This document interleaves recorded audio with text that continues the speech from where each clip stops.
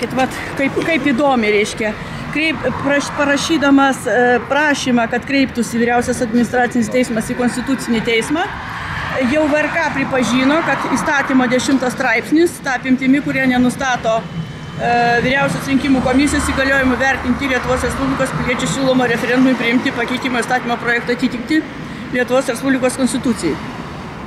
Vyriausias administracinis teismas šitą formuluotę perrašė ir iš jos, jeigu taip iš lėto, aš čia dabar pagreitintai paskaičiau, akivaizdu, kad ar Lietuvos Respublikos referendumo įstatymo 10 straipsnis ta apimtimi, kuria nenustato VRK įgaliojimų vertinti piliečių siūlomo referendumui priimti įstatymo projekto atitikti konstitucijai, ką jie ir padarė.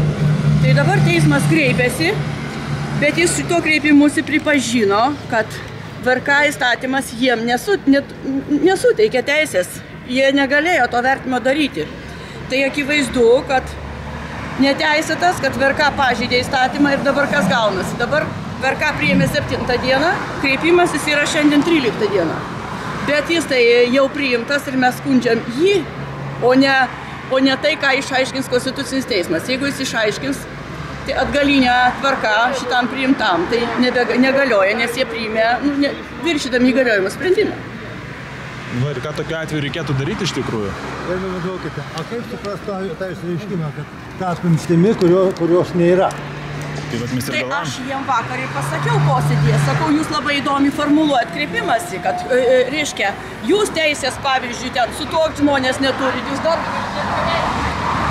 dar daug ko neturit, jūs kaip tai galima, reiškia, kurie nesuteikia teisių, reiškia, kad jie reikalautų savo daugiau teisių, bet reikalauti teisių galima įstatymą nustatytą tvarką, per Seimą. Betgi ne tas buvo skundžiama. Tai buvo skundžiama, kad jie viršijo savo teises, priimdami tokį sprendimą, vertindami atitikti konstitucijai. Tai VRK taip ir padarė, paprašė, kad kreiptųsi į Konstitucinį teismą. Dabar... Kad paprašytų papildomų galių. Papildomų galių, taip. Reiškia... Ar Konstitucija apskritai turi tokią teisę suteikinėti be Seimo? Tai Konstitucinis teismas neturi tokios teisės, suteikinėti papildomas galės. Tai įdomu, ką Naglis Puteikis man. Labai atsiprašau, aš neteisininkas, bet man atrodo, kad Vyriausias administracinis teismas čia įpareigoja suteikti netgi įstatymą aiškinimo teisę Vyriausios rinkimų komisijai. Įstatymus gali aiškinti Lietuvoje tik tai teismas. O dabar aiškiai... VRK kreipėsi, prašydamas, kad Konstitucinis teismas išplėstų VRK galės. Bet tai ne teismo klausimas, jis gali tik aiškinti atitikimą Konstitucijai, o ne dėl papildomų galių, reiškia, suteikimo. Papildomas galės gali suteikti Seimas, priimdamas įstatymę papildymą. Tai reikėjo šitaip ir daryti. Ne, bet VRK turėjo teisės. Galvokit, kad aš taip įkeliu, bet suprantate, jeigu dabar Konstitucinis teismas suteiks tokią galią aiškintis ten atitinka Konstituciją, tai čia teismo yra prerogatyva, o ne... Čia net ne teismo prerogatyva, čia Seimo. Teismas gali aiškinti įstatymą. Negali. Jisai tik vykdo. Jisai vykdo įstatymą. Aš turėjau teisme 40 bylų ir aš žinau ne vieną kartą, kai man Žinot, apie ką kalbam. Mes jeigu prašom, Konstitucinis teismas iš tikrųjų gali aiškinti galiojančius įstatymus.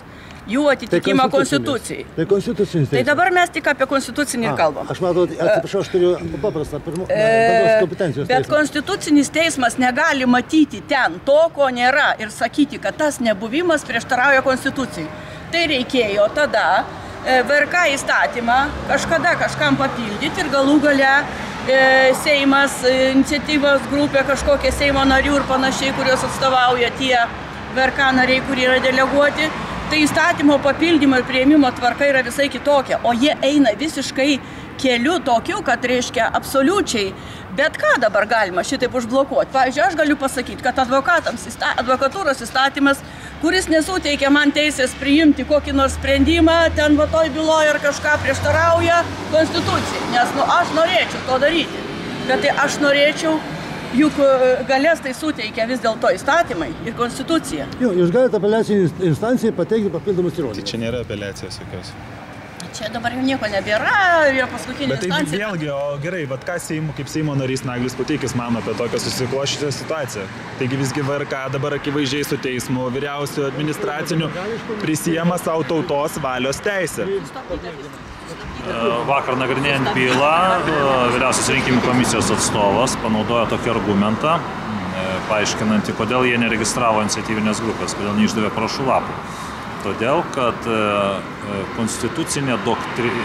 vyriausia rinkimų komisija, remdamasi konstitucinė doktrina, kuri buvo išreikšta keliais konstitucinio teismo sprendimais, mano, kad referendumo tikslas sujaukia konstituciją. Tai vyriausia rinkimų komisija naudoja argumentą, kurio nėra įstatymuose. Įstatymuose nėra žodžio konstitucinė doktrina. Konstitucinis teismas kažkada savo išaiškinimais įvesdamas tokį dalyką įvedė tokį mechanizmą, kurio nėra Lietuvos teisėje. Gerai, bet Tai reiškia, kad dabar jau tą konstitucinio teismo atradimą, doktriną, kaip argumentą varžyti piliečių teisės pradėjo naudoti ne tik tai konstitucinis teismas, ne tik tai vyriausia rinkimų komisija, bet ir vyriausias administracinis teismas. Nes faktiškai šitas sprendimas reiškia, kad Lietuvoje sustabdomi bet kokie referendumai. Tai yra absoliučiai visi referendumai. Nes formuluotė kokia įdomi. Kadangi neaišku, ar vyriausia rinkimų komisija turi teisę vertinti atitikimą konstitucijai tų visų iniciatyvų, tai kol konstitucinis teismas tą sprendimą išnagrinės, čia gali praeiti metai ir daugiau. Jeigu jisai nustatys, kad turi būti nustatytas toksai reguliavimas, kad kažkas aiškina atitikimą ar ten susiderinamumą su konstitucija, kol Seimas tai pataisys, tol šita byla nejudės iš vietos, tai čia galima ir 5 metus Lietuvos gyventojus palikti be referendumų.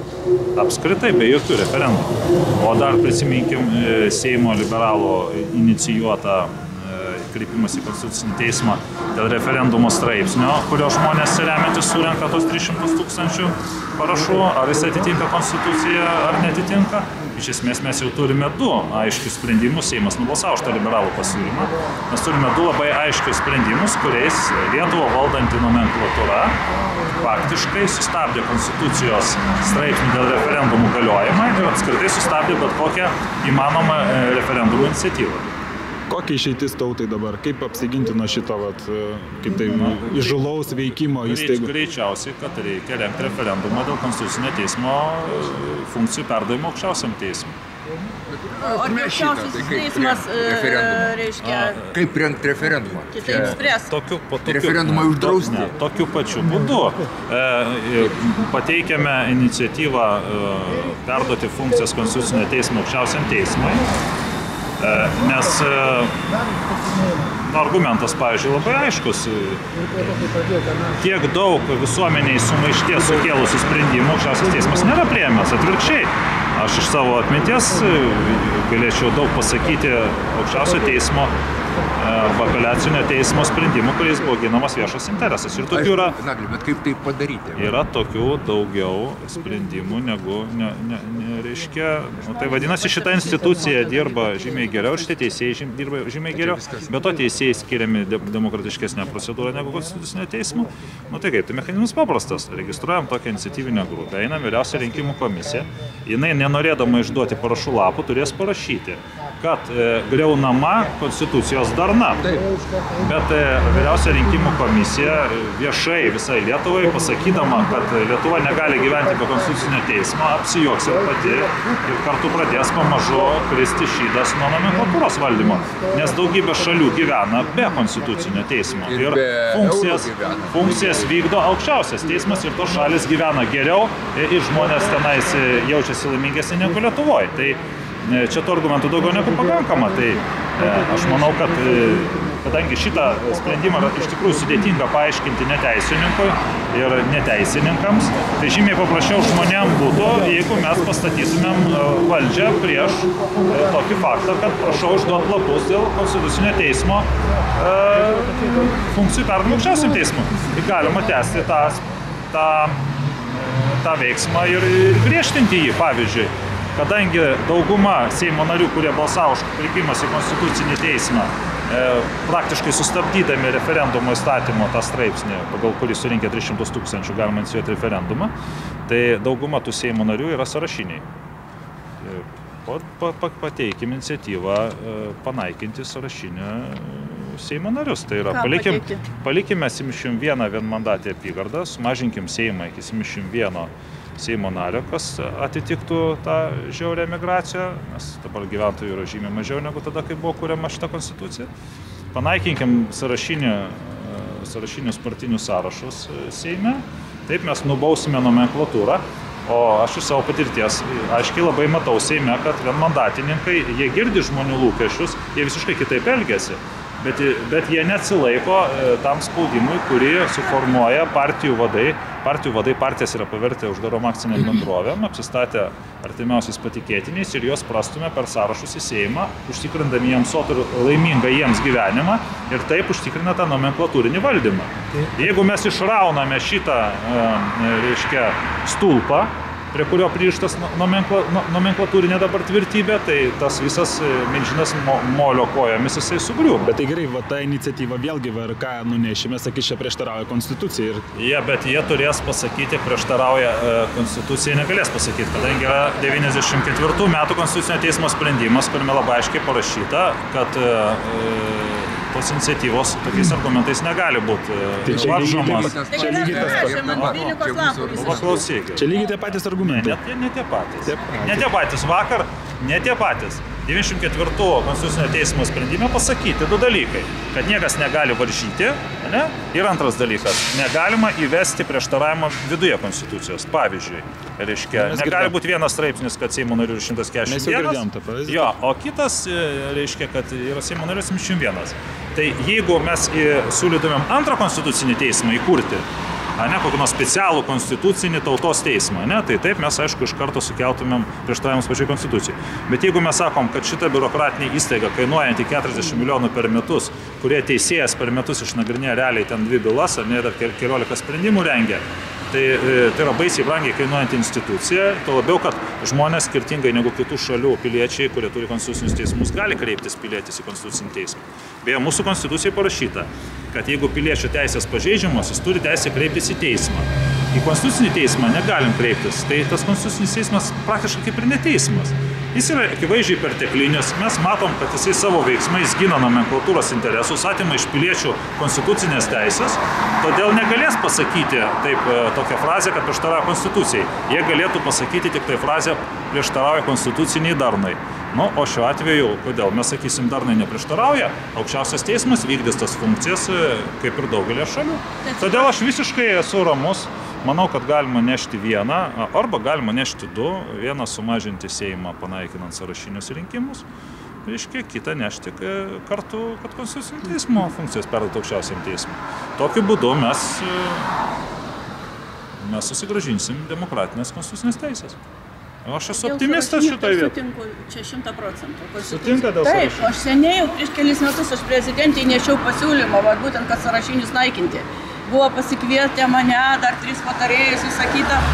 Ir, reiškia, sako, jo, čia gera idėja, čia galbūt reikės, bet, aišku, jinai be Seimo to priimti negali, Seimas nebalsuos ir, žodžiu, tai užges. O dėl konstitucijos... Nebuvo dar tiek prisidirbę. Reikia dar irgi pažymėti, kad, pavyzdžiui, mano galva, itin grubus Seimas yra Seimo nariai ir piliečių atstovai. Tai kada piliečių atstovai piliečiam deleguoja ginti jų teisės.